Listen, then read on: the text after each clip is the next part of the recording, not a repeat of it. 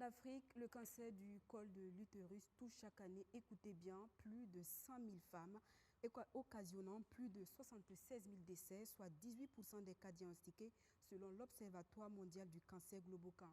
Après le cancer du sein, le cancer du col de l'utérus est le deuxième cancer le plus fréquent chez les femmes. C'est donc un véritable problème de santé publique. Ce soir, on vous dit tout sur cette maladie, les causes, les conséquences et les stratégies mises en place par le gouvernement et ses partenaires pour prévenir et éradiquer cette pathologie au Burkina Faso.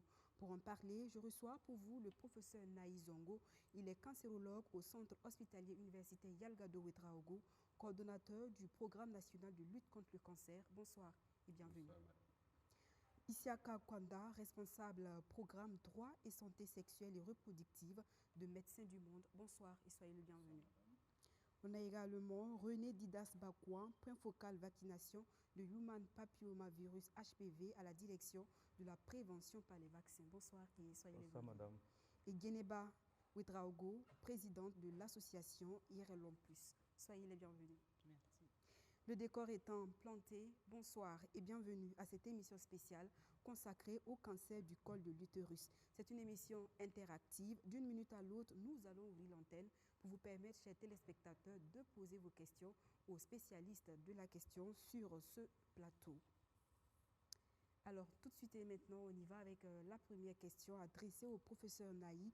On entend très souvent le cancer du col de l'utérus. Avec vous, on fera un peu de pédagogie ce soir. C'est quoi le col de l'utérus? La régie va nous aider avec des images de l'utérus en question.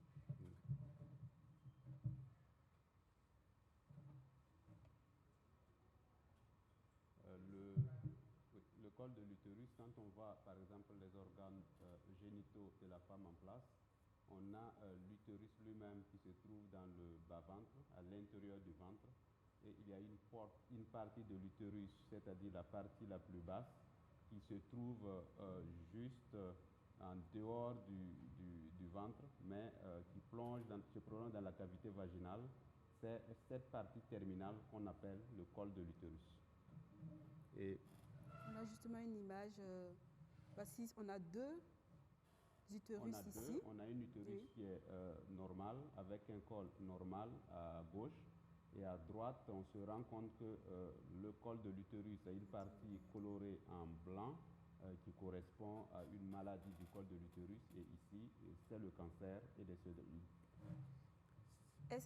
cancer et c'est de là que c'est de cet organe que nous parlons. Le cancer du col de l'utérus se présente ainsi comme sur l'image. La régie, s'il vous plaît. Le cancer du col de l'utérus peut avoir plusieurs aspects. Il peut s'agir d'une simple ulcération d'une plaie au niveau du col de l'utérus, mais parfois c'est tout un bourgeonnement qui peut combler toute la cavité vaginale. Okay. Je le disais tantôt, le cancer du col de l'utérus est donc un véritable problème de santé publique. Il a touché en 2020 au Burkina Faso 1132 femmes avec près de 1000 décès. En 2025, quel est l'état des lieux, Monsieur Bakouan? Merci beaucoup. Pour parler du cancer du col de l'utérus, il faut dire qu'au Burkina Faso, c'est le deuxième cancer en termes de fréquence, mais en termes de létalité, c'est-à-dire de la proportion de décès constatés dès que la maladie est déclarée, il s'agit du premier cancer. Mais le cancer du col de l'utérus, c'est aussi un cancer qui est très bien connu et ça ne devrait pas engendrer autant de décès. Chaque jour qui passe au Burkina Faso, on perd 3 femmes du cancer du col de l'utérus. Et c'est pareil pour le cancer du sein. Et pour le cancer du col de l'utérus, c'est dommage parce qu'on a tous les moyens nécessaires pour endiguer ce cancer à toutes les étapes et éviter le décès des femmes par cancer du col de l'utérus. Vous l'avez bien dit, chaque jour qui passe, au moins 3 femmes au Burkina Faso meurent de cette maladie. Du cancer du col de l'utérus. Donc les chiffres sont alarmants. Quelles sont les principales causes du cancer du col de l'utérus? Qu'est-ce qui provoque généralement cette maladie? Le cancer du col de l'utérus est multifactoriel. Il y a plusieurs causes qui peuvent être responsables d'un cancer du col de l'utérus, mais j'aimerais que ceux qui nous suivent retiennent seulement 2. La première des causes, qui est un virus, c'est l'infection par Human Papillomavirus, qui est le virus qui est responsable du cancer du col de l'utérus. Le cancer du col de l'utérus est lié à ce virus dans plus de 98% des cas. Et c'est tellement important de parler de ce virus parce qu'on a les moyens d'éviter l'infection, on a les moyens également d'éviter les conséquences de l'infection, son évolution vers le cancer. Le deuxième facteur de risque qui est responsable du cancer du col de l'utérus, c'est l'absence de dépistage. Si vous êtes une femme et vous ne participez pas au dépistage, oui, votre col a le temps de voir installer en son sein des lésions qui ne sont pas des cancers, mais qui peuvent se transformer en cancer ultérieurement, qu'on appelle des lésions précancéreuses. Donc, essentiellement, le virus qui est responsable du cancer du col de l'utérus, human papillomavirus, et l'absence de dépistage. Si on réussit à éviter ces deux facteurs, on protégera pratiquement toutes les femmes du cancer du col de l'utérus. Monsieur Isiaka Konda, vous êtes responsable du programme Santé sexuelle et reproductive de Médecins du Monde. Est-ce que vous pouvez nous dire si une activité sexuelle fréquente peut être également cause du cancer du col de l'utérus? Sous réserve que le professeur me corrige, effectivement, le cancer du col de l'utérus, comme le professeur l'a dit, c'est dû à un virus, le papillomavirus, le HPV, qui est sexuellement transmissible. Donc, des activités sexuelles, effectivement, non protégées, avec des partenaires multiples, peut occasionner, effectivement, peut amener à contracter, n'est-ce pas, le papillomavirus, qui est à l'origine donc du cancer du col de l'utérus. Professeur Naïf, vous partagez cet avis? Ah, bien sûr, absolument. Une activité sexuelle fréquente avec plusieurs partenaires sans protection. Ce n'est pas tant la fréquence, mais c'est parce que quand vous aviez une activité sexuelle régulière avec un partenaire qui n'est pas infecté, même si vous faites 1000 fois l'activité sexuelle, vous n'aurez pas de cancer du col de l'utérus, vous ne serez pas infecté par human papillomavirus. Mais quand vous faites l'activité sexuelle avec des partenaires multiples, la probabilité que vous rencontrez un ou une partenaire qui porte human papillomavirus et qui vous infecte, elle est importante. Donc oui, les partenaires sexuels multiples exposent à l'infection à human papillomavirus et par ricochet au cancer du col de l'utérus. Et comment savoir qu'on est atteint de cette maladie? Quels sont les signes annonciateurs, les symptômes si on veut? Les signes du cancer du col de l'utérus ne sont pas spécifiques. Cela veut dire qu'il n'y a pas un signe. Dès que vous apercevez ce signe, vous vous dites « j'ai un cancer du col de l'utérus à 100%, ce signe n'existe pas. Mais il y a essentiellement 3 signes à retenir. Il peut s'agir de douleurs pelviennes au niveau du pelvis, des douleurs tout à fait banales, mais qui peuvent être l'expression de plusieurs maladies, dont le cancer du col de l'utérus. Il peut s'agir également d'un saignement. Le saignement, nous l'appelle métrorragie. Il peut s'agir des métrorragies ou des saignements qui surviennent juste après les rapports sexuels, ce qu'on appelle les métrorragies post-coïtales, parce que quand le col est malade, les rapports sexuels deviennent traumatisants et par conséquent peuvent déclencher des saignements au niveau du col de l'utérus. Ces saignements peuvent être également spontanés. Ça veut dire qu'une fois que la tumeur, la masse, elle est bourgeonnante, elle est ulcérée, elle saigne au moindre contact et parfois spontanément. Et ces saignements peuvent être responsables d'anémie, d'altération de l'état général de la patiente. Ça, c'est le deuxième signe. Le troisième signe, c'est lorsque la tumeur est suffisamment évoluée, le cancer reste longtemps dans le pelvis, au niveau du col de l'utérus. À un certain moment, la patiente, la femme commence à sentir mauvaise. C'est une odeur nauséabonde de poisson pourri qui est caractéristique. Et à ce stade ultime, on ne devrait plus rencontrer de femmes à ce stade. Mais il arrive que vous avez des femmes qui rentrent dans la salle de consultation et dès qu'elles rentrent, vous savez de quoi elles souffrent parce que l'odeur est caractéristique. Quand vous respirez ça une fois, à chaque fois que vous rencontrez une femme qui a un cancer du col, vous pouvez dire dans cette salle, il y a une femme qui porte un cancer du col de l'utérus. Donc en résumé, c'est surtout les douleurs pelviennes chroniques qui n'ont pas tendance à disparaître. Ce n'est certainement pas un cancer, mais il faut aller vérifier. C'est les saignements qui ne s'expliquent pas. Il faut aller se faire consulter à l'hôpital. C'est également les odeurs que vous n'arrivez pas à expliquer. Il faut aller en consultation. Ça peut être des prémices, des signes d'alerte du cancer du col de l'utérus. Alors pour une femme, quelle est la probabilité d'avoir un cancer dans sa vie, notamment le cancer du col de l'utérus? En somme, on a pour les cancers de façon globale, un être humain sur 6 fera un cancer au cours de sa vie. Et le cancer du sein, c'est une femme sur 8. Pour le cancer du col, il n'y a pas de caractéristiques très nettes, mais ce qu'il faut savoir, c'est que c'est un cancer qui est relativement fréquent, qui occupe la 2e place et qui occupe 21% de l'ensemble des cancers qui affectent la femme. Et selon des chiffres officiels, généralement, la tranche d'âge 30 à 40 ans est le plus exposée au cancer. Qu'en est-il exactement du cancer du col de l'utérus?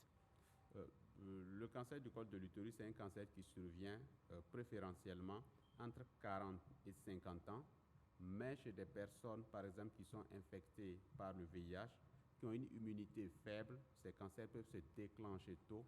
Et il n'est pas rare de rencontrer des femmes de la trentaine qui présentent des cancers du col de l'utérus. On en a également des cas de moins de 30 ans, mais cela reste rare. Ce n'est pas pour rien, on a centré la lutte contre le cancer du col de l'utérus chez les femmes entre 30 et 55 ans. Okay. Mais quand un cancer du col de l'utérus est déclaré chez une femme, quelles peuvent être les conséquences immédiates sur cette dernière, surtout si elle est en couple? Vous l'avez dit, pour une femme qui est en couple, quand vous aviez l'organe sexuel qui est malade, la sexualité devient une corvée, ça devient difficile, voire impossible.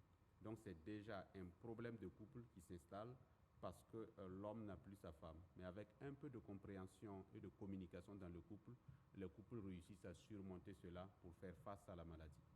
Madame Ouedraogo, vous êtes sur le terrain, vous luttez, vous êtes engagée dans le champ de la lutte contre cette maladie-là. Est-ce que ça vous est arrivé de rencontrer des femmes qui souffrent de cette maladie qui a occasionné peut-être la perte de leur foyer, je ne sais pas? Merci. Effectivement, nous sommes sur le terrain. Nous faisons de la sensibilisation, comme on a l'habitude de le dire. On fait l'USCCC. Ça veut dire on fait passer... L'USCCC, qu'est-ce que c'est? Ça veut dire information, éducation, communication pour un changement de comportement.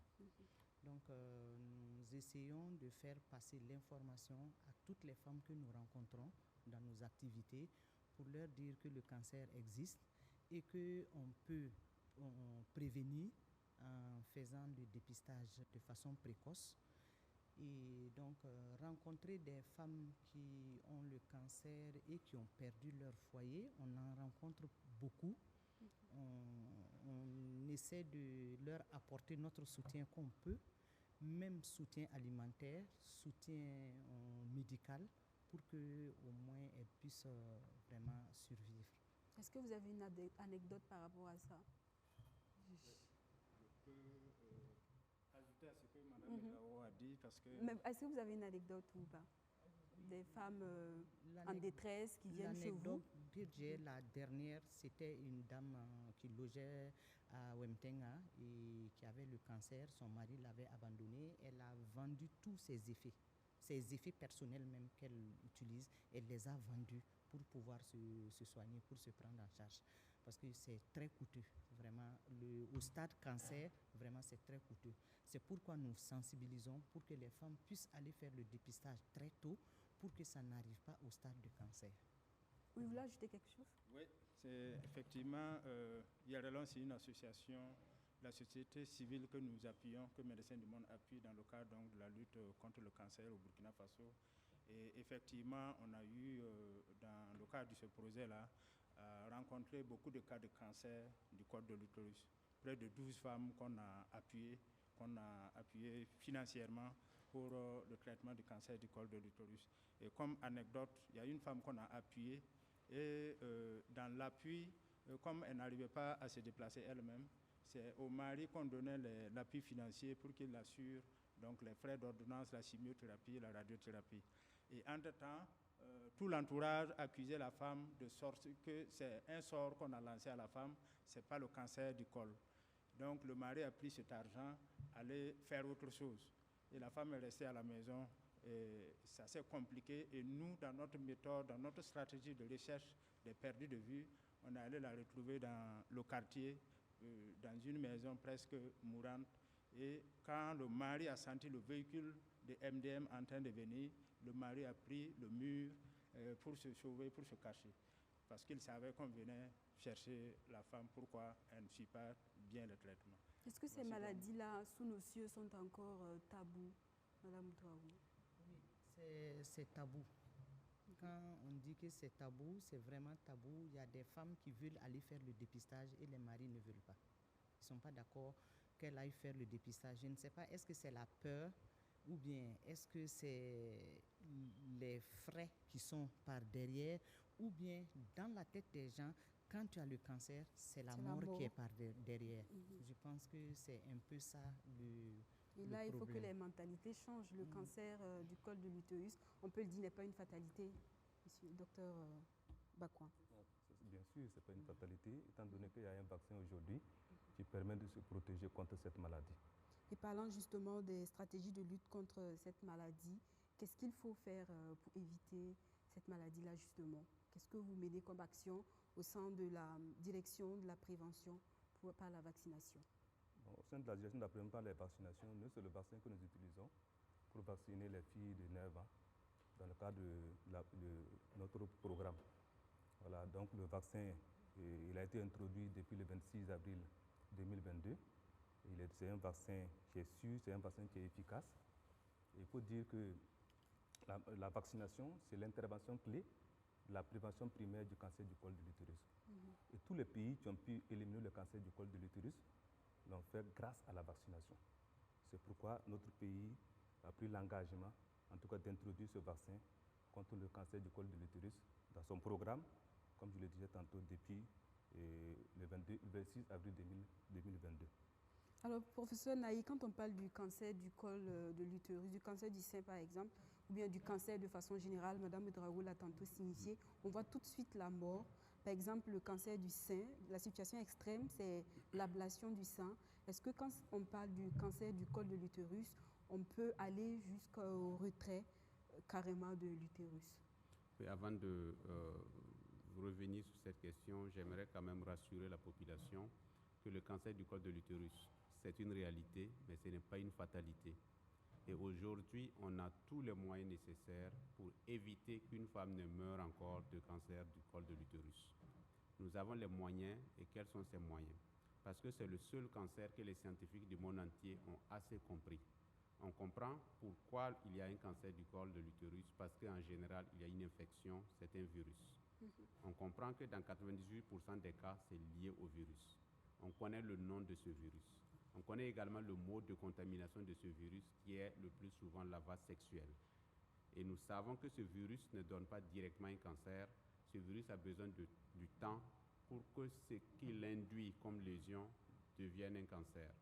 Donc, on a toutes les barrières nécessaires pour éviter d'avoir d'abord le virus par la vaccination. M. Bakouan l'a dit tout à l'heure.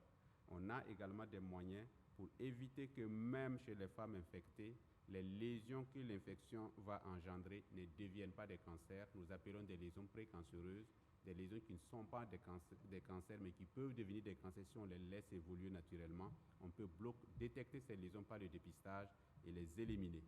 Et le dépistage, la vaccination, le traitement des lésions qui ne sont pas encore des cancers sont gratuits au Burkina Faso grâce aux efforts du gouvernement, grâce aux efforts du ministère de la Santé. Et nous savons également que même en cas de cancer diagnostiqué très tôt, on peut guérir par les traitements conventionnels et la chirurgie fait partie de ces traitements conventionnels. Et en parlant de la chirurgie, oui, il peut arriver que du fait que le col soit atteint d'un cancer, on soit amené à faire ce qu'on appelle une ablation totale de l'utérus, des ovaires, du col de l'utérus lui-même. Ça veut dire qu'on enlève tous les organes génitaux internes de la femme.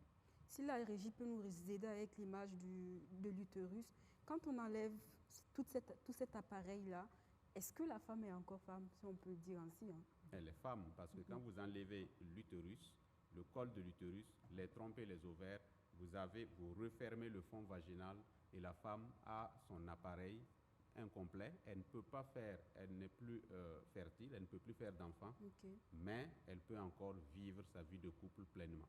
Parce que la cavité vaginale reste en place, elle a un vagin tout à fait normal, tout à fait praticable.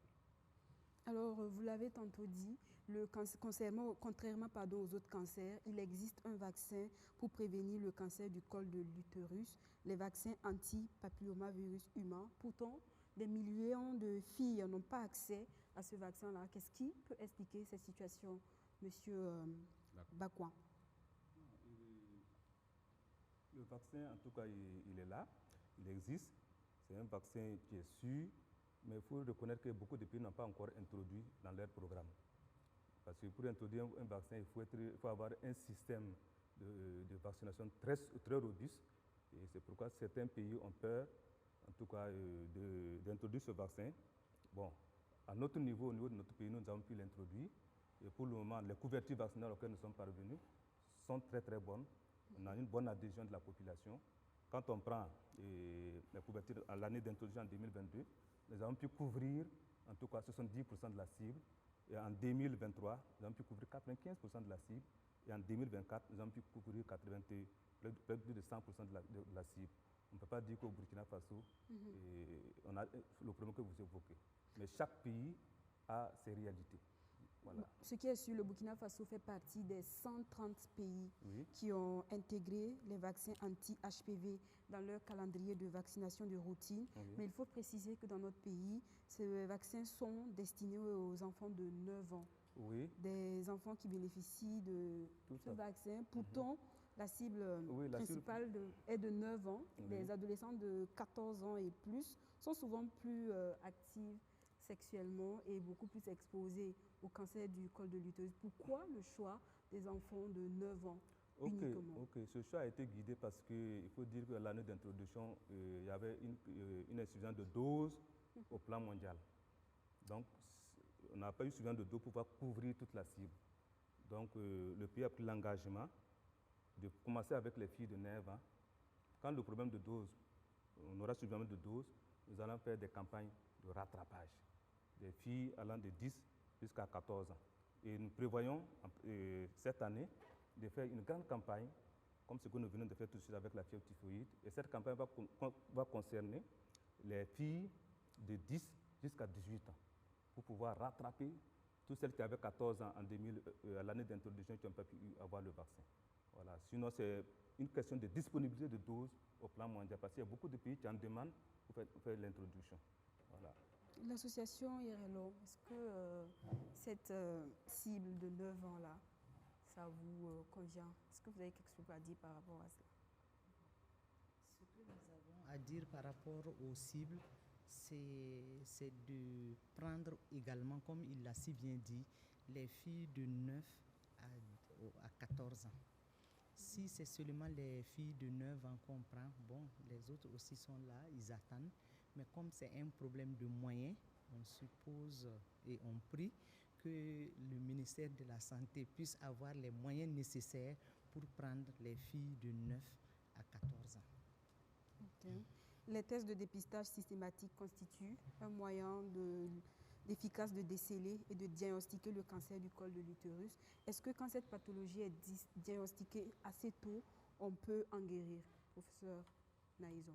D'abord, je voulais replacer le dépistage dans son contexte, parce qu'à partir de 2019, l'OMS a constaté que le cancer du col de l'utérus, malgré qu'il est bien connu, reste un problème majeur de santé publique et responsable de nombreux décès de femmes dans le monde par an. L'OMS a alors, à travers ses experts, réfléchi et mis en place une stratégie dite mondiale pour éliminer le cancer du col de l'utérus. Et le premier pilier de cette stratégie, c'est la vaccination. Et l'objectif, c'est d'atteindre 90% de jeunes filles vaccinées. Le deuxième pilier, c'est le dépistage. Mais le dépistage dont on parle ici est mis en place surtout pour traquer les lésions qui ne sont pas encore des cancers. C'est le dépistage des lésions précancéreuses. Parce que quand vous êtes infecté, le virus mettra entre 10 et 15 ans, voire plus, avant que le cancer ne survienne. Ça nous donne largement le temps de détecter les différentes étapes du processus de transformation vers le cancer et d'arrêter ces étapes. Et heureusement, le dépistage est gratuit au Burkina Faso depuis 2016 grâce aux efforts du gouvernement. Le dépistage est également praticable dans tous les hôpitaux et les structures de santé, même les plus périphériques. Et quand on vous fait un dépistage et on détecte les lésions précancéreuses, le traitement de ces lésions est également pris en charge gracieusement. Donc les femmes n'ont pas à payer pour se faire dépister, elles n'ont pas à payer pour traiter les lésions qu'on trouverait et ça les évite pratiquement à 100% du cancer du col de l'utérus.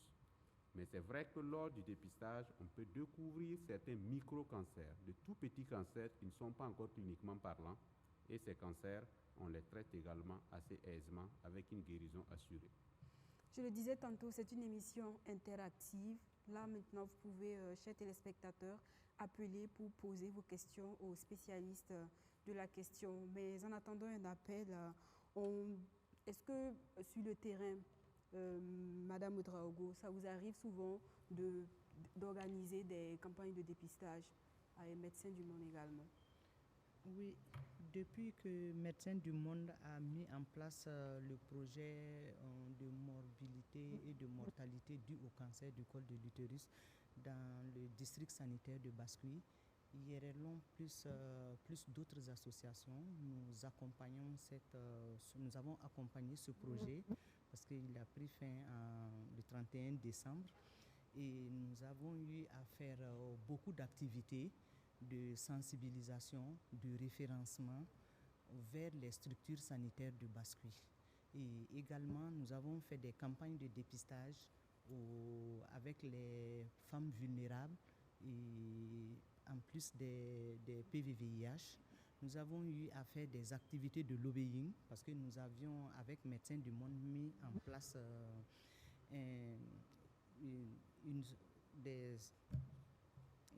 on a mis en place un groupe de plaidoyer, 5 associations avec lesquelles nous avons eu des activités avec le ministère de la Santé, avec le DPV, avec les médias. Nous avons eu également des activités avec les tradipraticiens. Nous avons rencontré tous ces gens avec qui nous avons eu des activités de sensibilisation pour que toutes les femmes qui rencontrent ces personnes-là, comme par exemple les tradipraticiens, qui les réfèrent d'abord vers les structures de santé pour aller faire le dépistage et ensuite, s'il y a un traitement à faire, qu'ils puissent le faire. Et avec effectivement Médecins du Monde, vraiment, les activités de sensibilisation, de référencement. Ça. Je ne vous coupe pas, nous avons Mademoiselle Ouedraogo en ligne qui aimerait poser une question. Bonsoir Mademoiselle Ouedraogo. Oui, bonsoir. Soyez les bienvenus à cette émission. Merci. Allez, on vous écoute, vous pouvez poser votre question. D'accord. Est-ce que les jeunes filles de 34 ans, les jeunes femmes... Pouvez-vous parler plus fort s'il vous plaît? Alors, est-ce que les jeunes femmes de 34 ans sont concernées par ce vaccin? Professeur Naï. Par le vaccin? Par le vaccin, ok, par le vaccin. Par le vaccin ou par la maladie? Le vaccin. Par le vaccin, d'accord. Ok, on peut répondre directement? Oui, allez-y. Ok, merci beaucoup madame. Alors il faut dire que dans le cadre de notre programme, les femmes de 34 ans ne sont pas concernées. La cible du PEV, c'est les filles de 9 ans, comme je le disais tantôt. Sinon, nous avons 2 groupes cibles, voilà, en matière de vaccination contre le HPV. Voilà, il y a les filles de 9 à 14 ans, comme on l'a dit tout à l'heure, et qui constituent les cibles primaires. Nous avons aussi la cible secondaire. Voilà, c'est les femmes de plus de 18 ans qui sont concernées et les garçons. Voilà, donc elles peuvent aussi se faire vacciner, mais elles ne sont pas prises en compte dans notre programme. Voilà, sinon, en pharmacie, en officine, on peut trouver le vaccin pour se faire vacciner. Comment est-ce que ce vaccin-là même se fait? Les dépistages, le vaccin, quand on parle du cancer du col de l'utérus. Sur le terrain, concrètement, comment est-ce que ça se fait pour permettre à nos téléspectateurs d'être situés? Non, le vaccin se trouve dans les formations sanitaires. Dans toutes les formations sanitaires de notre pays, ce qu'on appelle les CSPS, le vaccin est disponible et il est gratuit. Donc toute la cible, c'est-à-dire les filles de 9 ans, elles peuvent, voilà, puisque nous avons 3 des stratégies pour aller les vacciner. Dans le cadre de la routine, nous avons ce qu'on appelle la stratégie fixe. Pour les filles qui sont à moins de 5 km de la formation sanitaire, elles peuvent se déplacer dans la formation sanitaire pour se faire vacciner. Pour celles qui sont au-delà de 5 km, c'est les agents de santé qui se déplacent vers la communauté, vers elles pour les vacciner. En ce qui concerne la vaccination contre le HPV, nous avons une autre stratégie qu'on appelle la stratégie école. Je disais tantôt, c'est les filles de 9 ans.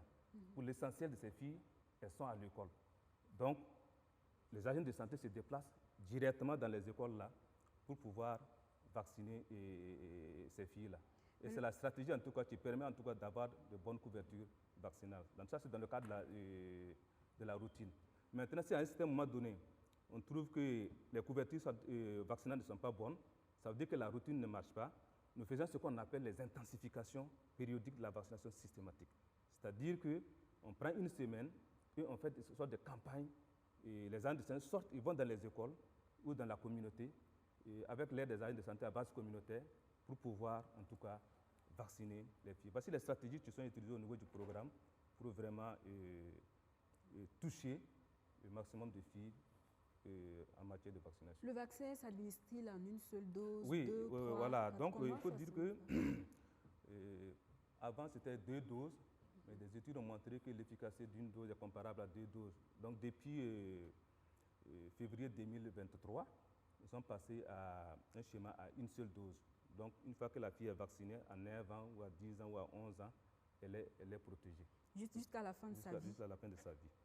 Voilà. C'est une bonne nouvelle. Je voulais apporter un élément, si c'est possible. Allez-y. Il faut savoir que pour la vaccination contre human papillomavirus, le virus qui est responsable du col de l'utérus, c'est une mesure de santé publique. Et il y a une cible. La cible, c'est de 9 à 14 ans. Si vous n'êtes pas dans la cible, ça ne veut pas dire que vous ne pouvez pas faire la vaccination. Si vous avez 34 ans et vous n'avez pas d'infection HPV, vous n'avez pas encore eu de rapport sexuel ou vous les avez eus, mais vous êtes HPV négatif, ce n'est pas interdit de faire la vaccination contre le virus responsable du cancer du col de l'utérus. On a fait un consortium en 2024 au Maroc. Il est ressorti. Il n'y a pas d'âge pour se faire vacciner. Mais l'âge où c'est bénéfique, où on est sûr de trouver des personnes non encore infectées, c'est l'intervalle entre 9 et 14 ans. Et en maximisant la vaccination dans cette tranche d'âge, on a des résultats avec une réduction drastique des cas de cancer du col de l'utérus. Mais si vous avez 34 ans et vous portez déjà human papillomavirus, ce n'est pas la peine de vous faire vacciner parce que la vaccination est préventive, la vaccination n'est pas curative. Ça ne peut pas vous enlever une infection déjà installée. On a une téléspectatrice en ligne. Bonsoir. Bonsoir. Soyez la bienvenue à cette émission. Oui. Allez-y, vous pouvez poser votre question. Les spécialistes sont là Je pour vous. voulais poser une question à Dr Naïm. Oui, allez-y. Allez-y. Oui, bon, j'ai un petit souci. Oui. Bon, j'ai fait le dépôt Provera en 2022. Allez-y. Voilà, donc après cela, quand nous faisons des rapports avec le conjoint, comment je suis, et il y a des traitements qui sont accompagnés. Je suis allée faire comment on appelle ça, le dépistage précancéreux là, des lésions là. On dit qu'il n'y a pas de problème. Mais maintenant le problème persiste, donc je ne comprends pas au fait quel est le vrai problème. Professeur Naïm. Oui, je pense que ces saignements soient provoqués par les rapports sexuels, ce qu'on appelle un saignement post-coïtal, que ces saignements soient spontanés, il faut investiguer davantage. Parce que si vous êtes allé faire le test pour rechercher des lésions précancéreuses du col de l'utérus, vous avez certainement fait soit un test qu'on appelle IVA-IVL, qui consiste à badigeonner le col avec de l'acide ou du Lugol et de regarder la coloration du col. Ou bien vous avez fait un test qu'on appelle le frottis, là où on introduit une spatule et on tourne à l'intérieur du col pour étaler sur une lame et rechercher des cellules modifiées. Si ce sont ces 2 tests que vous avez faits, ça permet de regarder le col, mais ça ne permet pas de regarder l'utérus. Il faut que vous fassiez une échographie pelvienne pour qu'on caractérise mieux l'utérus, parce que les saignements peuvent venir aussi de plus haut et pas seulement du col de l'utérus. Il vous faut une consultation avec un gynécologue qui va vous examiner et demander des examens complémentaires pour rechercher la cause du saignement. Ce n'est pas normal qu'une femme saigne et tous les saignements doivent pousser les agents de santé à rechercher l'origine du saignement. J'espère que vous avez trouvé réponse à votre question. Mais professeur Naï, c'est mieux d'insister là-dessus. Est-ce que tout saignement chez la femme est signe annonciateur du cancer du col de l'utérus? La femme a beaucoup de problèmes. Au-delà des menstrues, bien sûr. La femme a beaucoup de problèmes qui peuvent être responsables de saignements. Quand vous prenez des saignements qui proviennent de l'utérus, effectivement, ça peut être une simple infection. Une infection génitale peut être responsable de saignements. Ça peut être ce qu'on appelle les fibromes couramment. Quand les fibromes sont mal placés, elles peuvent être responsables de saignements. Même la tuberculose génitale peut être responsable de saignements. Il y a plein de choses qui peuvent être responsables de saignements. Il n'y a pas un saignement qui est pathognomonique de la présence d'un cancer. Ça veut dire que quand vous saignez, ce n'est pas obligatoirement un cancer. Ça peut être lié à plusieurs maladies et parmi ces maladies se trouve le cancer. Mais le plus important, c'est de ne pas paniquer, c'est de se rendre dans un centre de santé pour se faire examiner et au besoin bénéficier de la réalisation d'examens complémentaires comme l'échographie, comme l'IRM pelvienne qui vous permettent de mieux identifier l'origine de votre saignement et de traiter cette origine. Madame Ouédraogo l'a tantôt souligné. Est-ce que quand on a ce genre de problème au niveau de l'utérus et qu'on va directement voir les tradis praticiens, loin de nous l'intention de dénigrer le travail des tradis praticiens, cette maladie-là, on peut le dire, est encore tabou sous nos cieux et on a facilement recours aux tradis praticiens. Qu'est-ce que vous avez à dire à toutes ces femmes-là qui, tout de suite et maintenant, quand on a des saignements, on part tout de suite chez les tradis praticiens? Tout ce qui est saignement qui provient des organes génitaux, des organes de la femme, trouve solution à l'hôpital. C'est difficile de parler d'un domaine que je ne connais pas bien, mais tous les saignements peuvent trouver solution dans les hôpitaux. Et le plus souvent, dans les hôpitaux publics, l'investigation pour rechercher l'origine du saignement, les traitements de l'origine de ces saignements sont tellement subventionnés que les soins sont à la portée de la bourse de tous les Burkinabés. Donc, c'est les encourager, bien sûr, à aller dans la médecine moderne que je connais mieux, dans les structures qui prennent mieux avec des résultats objectifs qui sont déjà vus dans plusieurs hôpitaux pour se faire soigner. Mais c'est vrai que les tradipraticiens ont leur place, ont leur autorisation d'exercer. Nous, médecins modernes, on ne comprend pas très bien ce qu'ils font, mais on travaille de concert. Est-ce que ça vous arrive de référer certaines de vos patientes vers les tradipraticiens? Non. Non.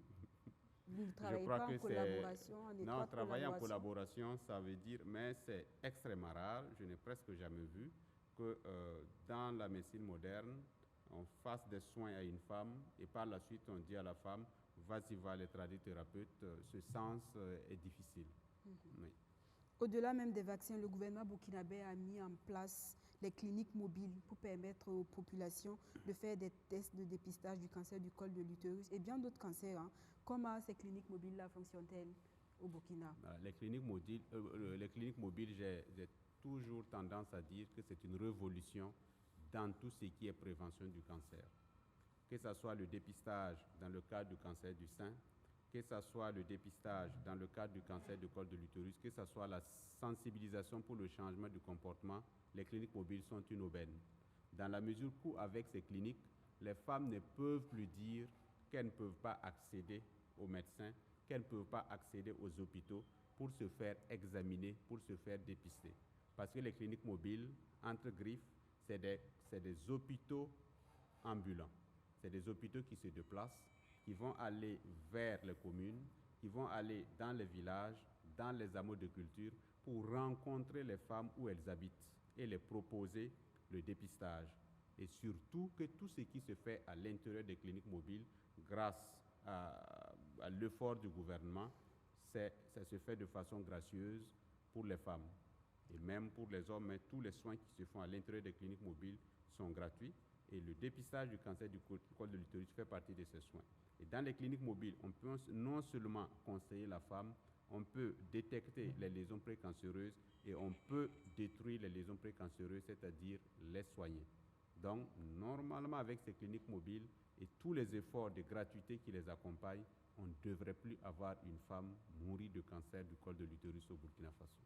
En tant qu'acteur de lutte contre le CCU, comment appréciez-vous cette initiative de mettre en place ces cliniques mobiles-là pour lutter contre cette maladie, Madame Ouedraogo? Vraiment, les unités mobiles, vraiment, c'est une aubaine. C'est la bienvenue et vraiment un merci au ministère de la Santé, au gouvernement. Maintenant, pour les unités mobiles, bon, je ne sais pas, j'ai déjà posé la question au professeur qui m'a répondu, le programme des unités mobiles. Il faut les connaître pour que les OBCE qui sont sur le terrain, qu'elles puissent référer une femme dans le secteur où tu es. Si tu as le programme, tu sais que, par exemple, moi je suis à Wemtenga et aujourd'hui ils sont à Samba ou bien ils sont à Kouritenga. Voilà, tu réfères les femmes pour que la prise en charge vraiment soit totale. Je pense que ça va être bien si on a les programmes, ça va nous aider à référer les femmes. Professeur Naï, y a-t-il des programmes par rapport bien à... sûr, la gestion des cliniques mobiles est décentralisée. Il y a un contrôle au niveau central, mais la gestion directe est décentralisée. Parce que les cliniques mobiles, vous le savez, ont été remises aux différents directeurs régionaux de la santé, ont été remises aux différents directeurs des centres hospitaliers universitaires et certains centres hospitaliers régionaux par le président du FASO. Et au niveau de chaque hôpital, au niveau de chaque direction régionale de la santé, il y a une planification sous la supervision du premier responsable de la région sanitaire. On a Madame Iliboudo en ligne, on vous coupe pas, on va revenir. Madame Iliboudo, bonsoir. Oui, bonsoir, madame. Comment allez-vous? Je voudrais participer à l'émission. Oui, allez-y, vous y êtes déjà. Oui, ça va. D'accord. Moi, j'ai un souci. Bon, j'ai souvent des infections au niveau du corps. On va vous demander d'éteindre votre poste téléviseur s'il est allumé. Ok, d'accord. Pour qu'on puisse entendre mieux parce qu'il y a de l'écho. D'accord. Des retours plutôt. Je disais j'ai des infections. Souvent, je pars en consultation. On dit que c'est bon, il y a des cervicites ou bien on dit ça des plaies. Et on me prescrit des traitements. Je suis ça, entre ça revient. Bon, je ne comprends pas. Professeur Naï pourra mieux vous situer. Vous avez des infections, des plaies? J'ai eu à faire un examen. On m'a dit que de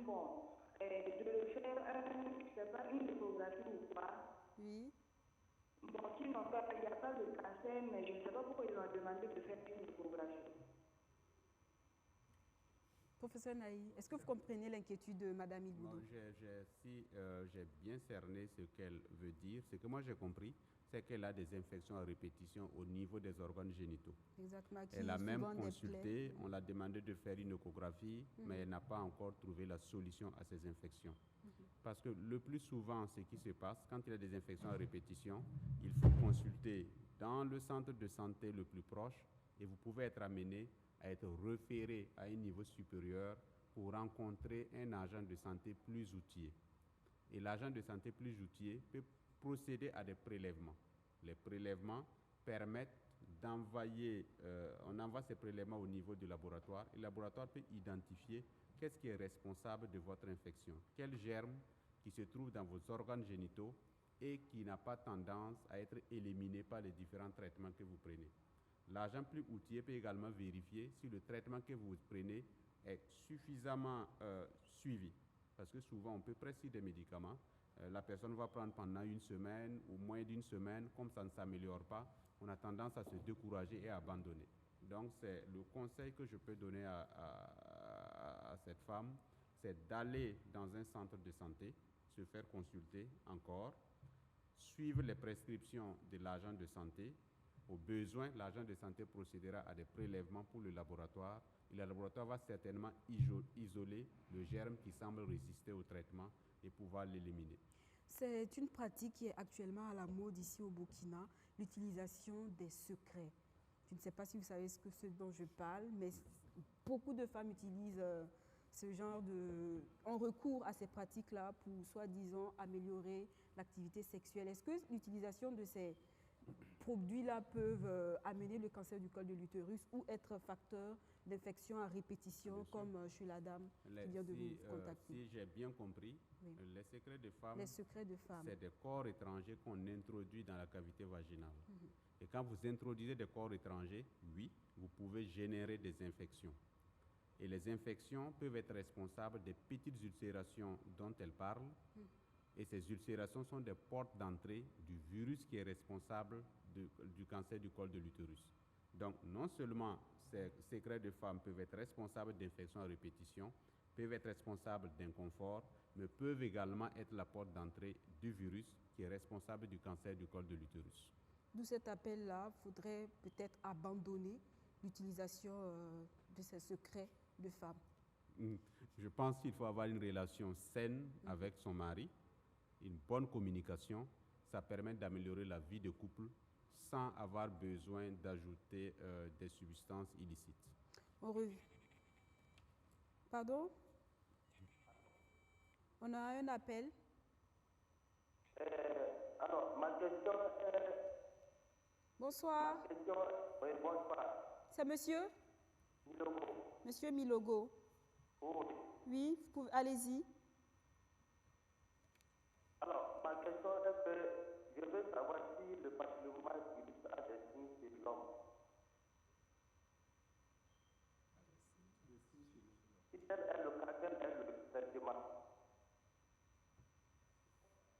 Le vecteur du papillomavirus, est-ce l'homme ou la femme? Bien sûr, puisque de toute façon, on a dit que c'est une infection qui est sexuellement transmissible. Si c'est sexuellement transmissible, c'est que cette infection peut se retrouver chez les deux qui sont concernés par la relation sexuelle. Oui, l'homme est infecté par le papillomavirus, mais on a la chance que les manifestations chez l'homme sont relativement rares. Sinon, on peut avoir par exemple des cancers de la verge liés au papillomavirus, mais les cancers de la verge sont relativement rares. Les conséquences les plus rencontrées se retrouvent surtout chez la femme. C'est pourquoi on insiste sur la vaccination de la jeune fille. Il y a des pays qui ont fini de vacciner leurs jeunes filles et qui sont maintenant à la vaccination des jeunes garçons. Ça peut arriver, surtout dans les pays occidentaux. Il y a des pays qui ont vacciné les filles, qui maintenant vaccinent les garçons, parce qu'il faut les protéger également contre cette infection qui peut générer des conséquences assez fâcheuses, mais qui restent rares chez le garçon. C'est une question qui me taraude l'esprit comme ça. Est-ce qu'on ne peut pas aussi introduire ce vaccin dans les routines dès la naissance, pourquoi pas? Ou faut-il forcément atteindre les 9 ans avant d'administrer ce vaccin-là aux femmes? Monsieur Bakwa. On ne peut pas l'administrer avant 9 ans. Ça, c'est le fabricant du vaccin qui dit de l'administrer à partir de 9 ans. Okay. Donc, nous, on suit les consignes du fabricant. Et j'allais appuyer ce que le professeur vient de dire tout à l'heure. Il faut dire que les garçons aussi constituent le réservoir du virus. Et dans le cadre de notre programme, nous avons en tout cas en perspective, après la campagne qui va concerner les filles de 10 à 18 ans, la prochaine étape, ça sera la vaccination des garçons. Voilà, c'est en perspective. Est-ce que vous avez en perspective aussi d'élargir cette vaccination, par exemple pour la dame de 34 ans? Oui, c'est ça, comme il le dit. Vous voyez, un programme a une cible. Et dans le cadre de la vaccination contre le HPV, la cible, comme on l'a dit tout à l'heure, c'est les filles de 9 à 14 ans. Mais pour le moment, nous, c'est les filles de 9 ans que nous vaccinons, mais nous rattrapons également les filles qui ont 10 ans, 11 ans et 12 ans. C'est-à-dire que c'est les filles qui ont manqué leur vaccination à l'année d'introduction en 2022, et en 2023 et en 2024. Lorsqu'on rencontre ces filles-là, parce que leurs doses sont disponibles, on essaie de les rattraper. Et je puis dire que nous avons pu rattraper plus de 26 000 filles qui ont l'âge entre 10 et 14 ans, 10 et 12 ans dans le cadre de la vaccination de routine. Professeur Naï, une fois que le cancer du col de l'utérus est déclaré chez une femme, comment est-ce que le traitement se fait? Le traitement. Avant, je voudrais appuyer sur la dynamique de la vaccination. La vaccination dans le monde, c'est entre 9 et 14 ans. Et nous avons fait le choix au Burkina de pouvoir l'introduire le plus vite possible dès 2022. Le vaccin a été introduit, mais c'est toute une dynamique qui a été enclenchée. La première étape, c'était de pouvoir commencer et la vaccination a été mise en route à partir de 2022 et des milliers de jeunes filles de 9 ans ont été vaccinées. Et la deuxième étape de cette dynamique, c'est de l'ouvrir aux filles de 10 à 18 ans pour faire une vaccination qui prend tout l'intervalle escompté par l'Organisation mondiale de la santé et également faire une vaccination de rattrapage jusqu'à 18 ans. À partir du moment où la dynamique est enclenchée, le processus se poursuit, mais il faut faire attention. On ne pouvait pas, dès le lancement de la vaccination, dire qu'on est capable de vacciner de 10 à 18 ans. Il y a un processus, mais toutes les filles qui sont concernées par la vaccination seront couvertes par la vaccination. Quand le cancer du col de l'utérus est diagnostiqué, on est devant un cancer du col de l'utérus. Ça dépend de à quel stade ce cancer a été découvert. Normalement, on parle de combien de stades généralement? Stade 1, 2, 3, 4? On a jusqu'à 4 stades. 4 stades. Il y a des cancers qui sont confinés à l'intérieur du col de l'utérus. Il y a des cancers qui sortent hors du col de l'utérus, mais qui restent quand même à l'intérieur des organes génitaux féminins. Comme il y a des cancers qui quittent ces organes pour atteindre, par exemple, la vessie qui est à côté, pour atteindre le rectum qui se trouve derrière. Comme on a des cancers qui peuvent s'éparpiller à tout l'organisme. Donc, en fonction du stade d'évolution du cancer, il y a des moyens de traitement. Pour les cancers qui sont confinés au niveau du col de l'utérus, le principal traitement, c'est la chirurgie.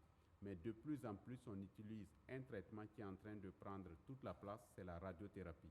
Et on sait qu'avec les efforts du gouvernement, par décret présidentiel, la radiothérapie est gratuite pour toutes les femmes dans le cadre du traitement du cancer du col de l'utérus.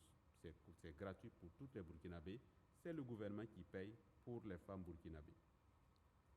En dehors des cancers localisés, quand le cancer quitte le cadre du col de l'utérus et se retrouve par exemple au niveau des poumons, au niveau du foie, ces cas devraient devenir de moins en moins rares avec la communication que le ministère est en train de mener, avec tous les moyens de dépistage que le ministère a pu mettre en place. Malgré tout cela, s'il y a des cas de cancer métastatique, le traitement peut se faire par la chimiothérapie, c'est-à-dire le traitement par des médicaments.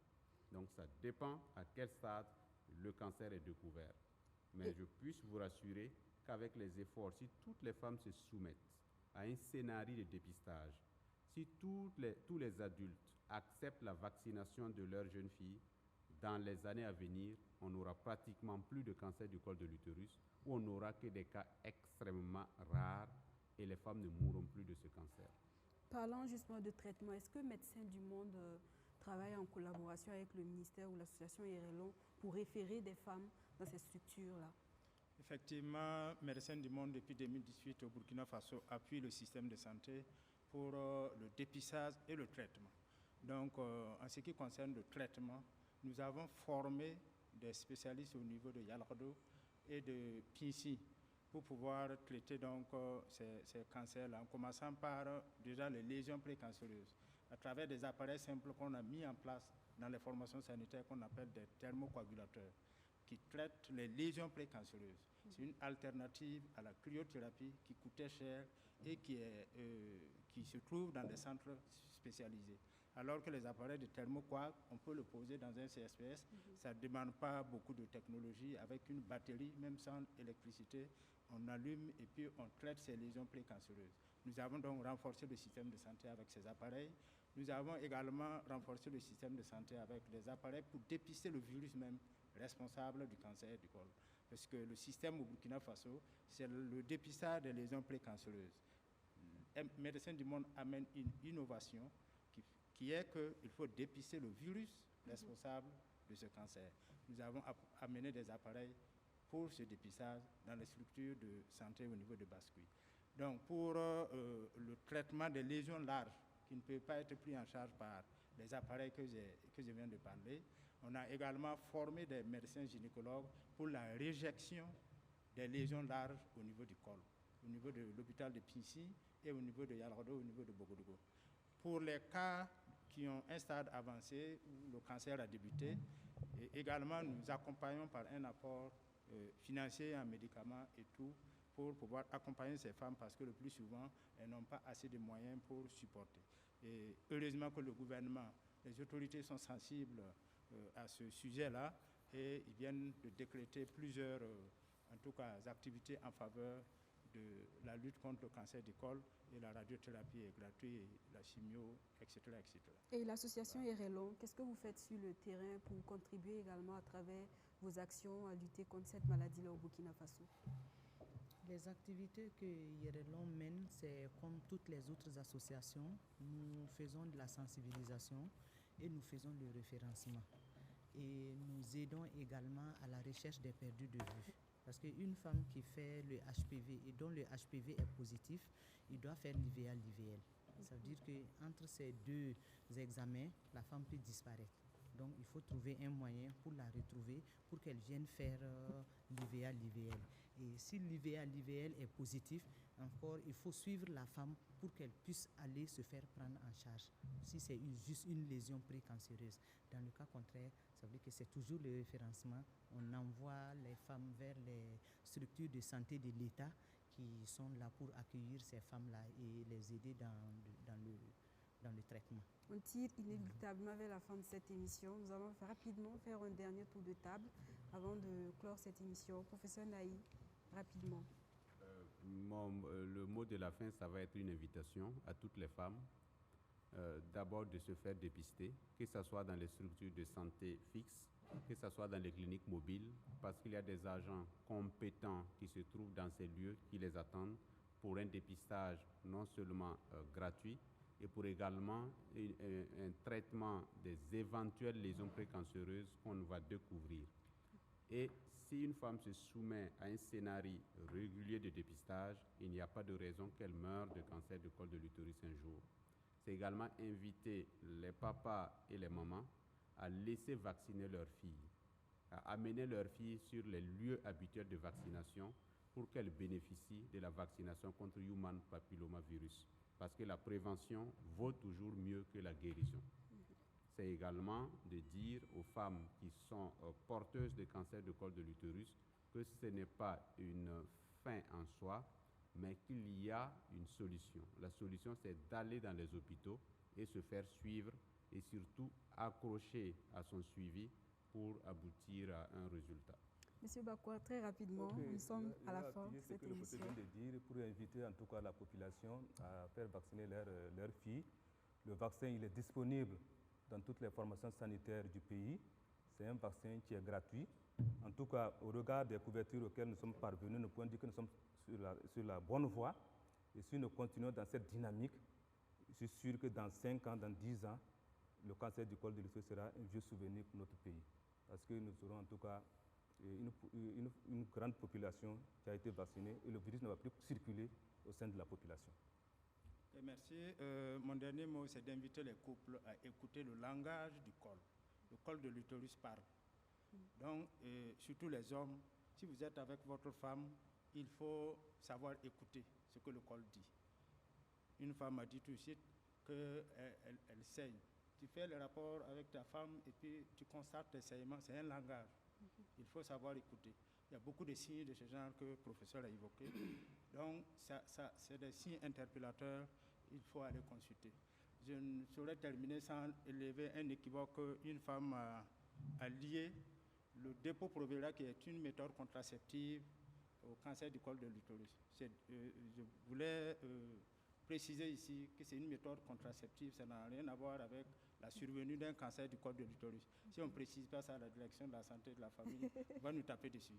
Ça peut être des effets secondaires liés à ces hormones, qui sont des saillantements qui n'ont rien à voir avec les saillements liés à un cancer du col de l'utérus. Madame Drago, très rapidement. Oui.